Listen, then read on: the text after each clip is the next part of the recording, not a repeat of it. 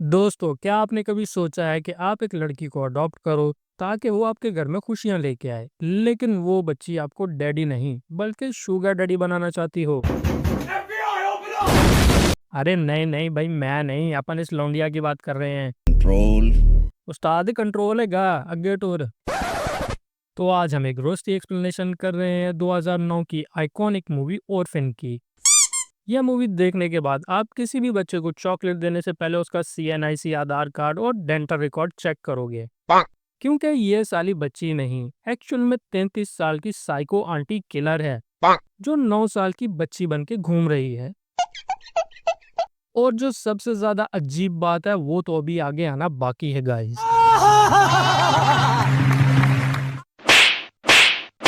ननी?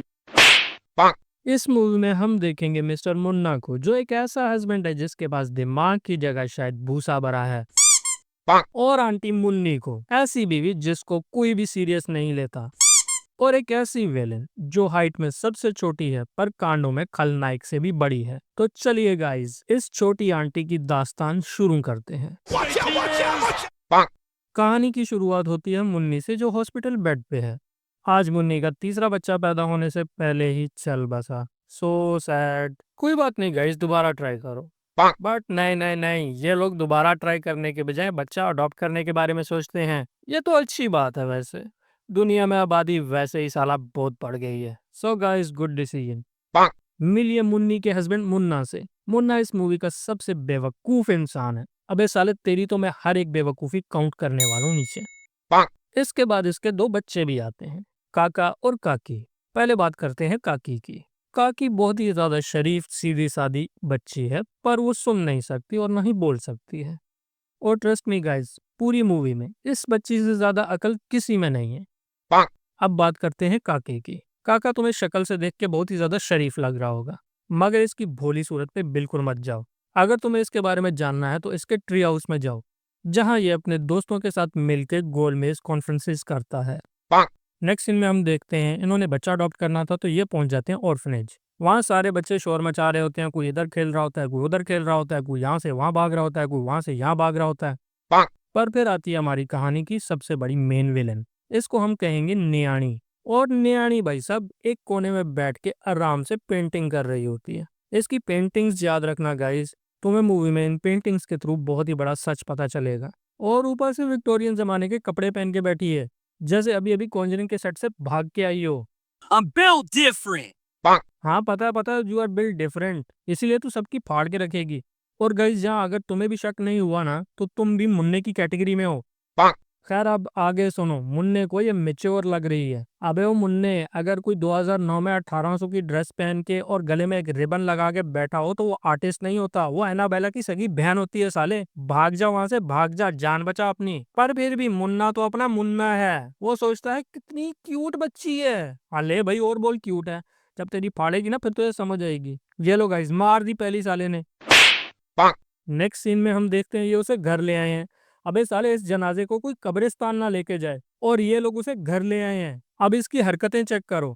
आते ही इसने अपना इलाका सेट कर लिया था भाई। रूम भी लॉक करके नहाती है और गले में से कभी रिबन भी नहीं निकालती। अगर तुम्हें भी ये सस्पिशियस लग रहा है तो तुम भी सही जा रहे हो, क्योंकि मुन्नी को भी ये सस्पिशियस ही लगता है। मगर मुन्नी की तरह तुम्हें भी किसी ने सीरियस नहीं लेना। तुम लोगों की तरह मुन्नी भी यही सोच रही थी कि ये तो साली बच्ची है, शायद शाये है। पर जब आगे देखोगे ना फिर पता चलेगा कि दाल में काला नहीं है, पूरी दाल ही काली है। और ये मुन्नी जो सोच रही है कि ये बच्ची शाये है, अब आगे देखना उसका मोए मोए कैसे होगा।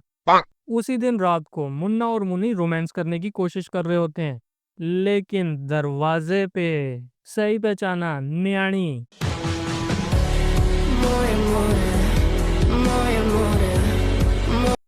भाई, प्राइवेसी नाम की कुछ चीज भी होती है या नहीं? या प्राइवेसी तू ऑर्फनेज में ही छोड़ के आ गई है? उन्हें ऐसे घूर के देख रही है कि ये कोई क्राइम सीन चल रहा है। अरे ये क्राइम सीन नहीं है, जो तू करेगी वो क्राइम सीन होगा। ये लोग तो वो करने की कोशिश कर रहे हैं जिसकी वजह से तुझे लेके आए हैं इधर। मगर अपना मुन्ना लो भाई, सोचता है बेचारी डर गई है। मार ले बेटा, मार ले, तू और मार ले।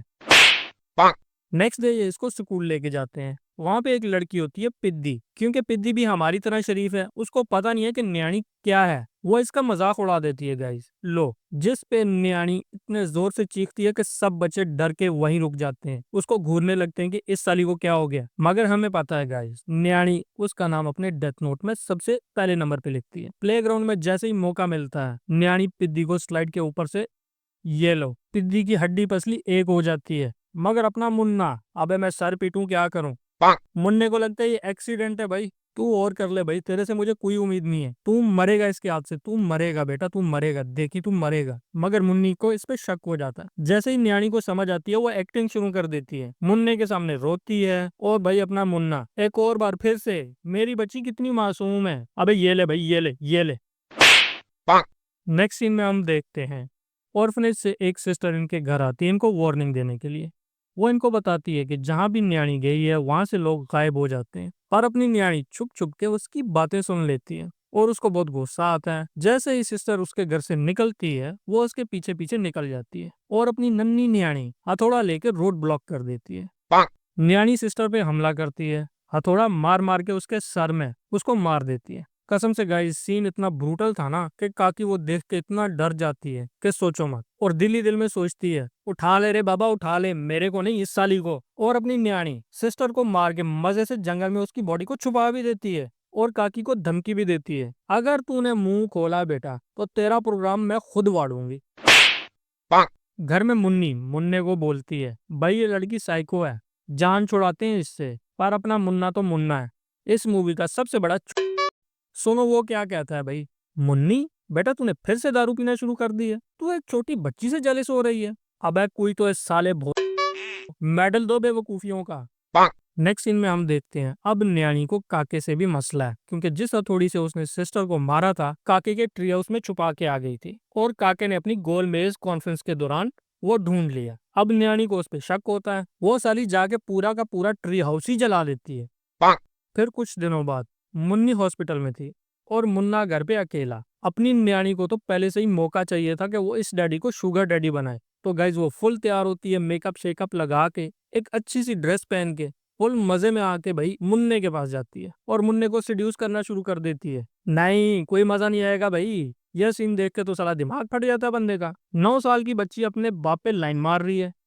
तभी मुन्नी को एक बंदे का फोन आता है, वो इसको सब कुछ न्याणी के बारे में बता देता है कि वो साली 33 साल की आंटी है जिसका नाम है शबनम। उसको एक रेयर बीमारी है जिसकी वजह से उसकी हाइट गिट्ठे जैसी रह गई है। अब जाके अपनी मुन्नी को पता चला है कि वो न्याणी शबनम आंटी है। सीन कट होता है घर पे, जहां मुन्ना शबनम आंटी को मना कर देता है कि वो उसकी बच्ची है, जिससे शबनम आंटी हर्ट हो जाती है और अपने कमरे में चली जाती है। अब शबनम आंटी का फुल एंग्री मोड ऑन हो जाता है। वो साली अपना मेकअप उतारती है, रिबन निकालती है जहां पे हमें उसके गले पे निशान नजर आते हैं। उसके बाद अपने नकली दांत भी निकाल रही है। भाई क्या क्या लगा रखा है इसने। भाई ये शबनम आंटी तो गोल्ड डिगर की भी माँ है, एक शुगर डैडी लेने के लिए पता नहीं क्या क्या कर बैठी है।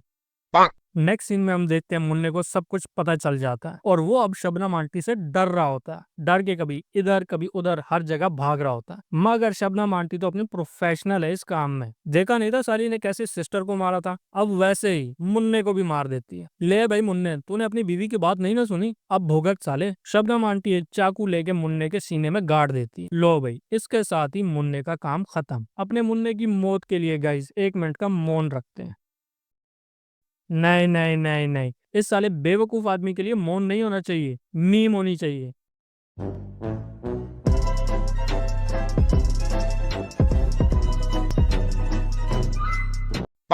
नेक्स्ट सीन में हम देखते हैं मुन्नी हॉस्पिटल से भाग के अपने घर पहुंचती है और वो अब शबनम आंटी को मारना चाहती है। वो उसको पूरे घर में ढूंढना शुरू कर देती है और अपनी शबनम आंटी घर से भाग के एक तालाब पे पहुंच जाती है और अपनी मुन्नी भी उसके पीछे पीछे वहीं पहुंच जाती है। अबे जब घर से जा रही है तो जाने देना उसको, क्यों उसके पीछे जा रही है। मगर नहीं, इसको बदला लेना है भाई, पहले गोद लेना था, अब बदला लेना है। इसी के साथ इन दोनों की लड़ाई शुरू।